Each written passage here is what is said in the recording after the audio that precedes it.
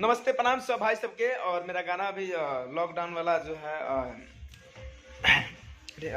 Recording हुआ है और आप सबके बीच में बहुत ही जल्द जाने वाला है, तो आप सब ढेर सारा प्यार दीजिए। और अपना भाई का ये छोट चैनल है, आपका भाई का धनंजय धड़कन इंटरटेनमेंट। तो इस चैनल का आप सब ढेर सारा प्यार दे, आशीर्वाद दे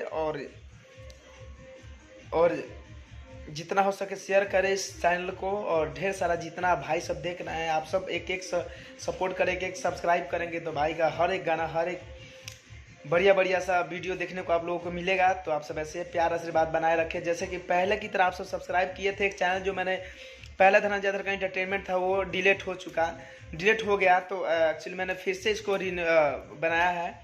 तो आप सब इसे ढेर सारा प्यार दे, आशीर्वाद दे, इसे सब्सक्राइब करें। और बहुत ही अच्छा आप लोगों के बीच में फिर से गाना भेजने वाले हैं। चलिए, लव यू दोस्तों। बहुत ही अच्छा अपडेट आप लोगों के बीच में मिलता रहेगा इसी चैनल के थ्रू, धनंजय धड़कन इंटरटेनमेंट।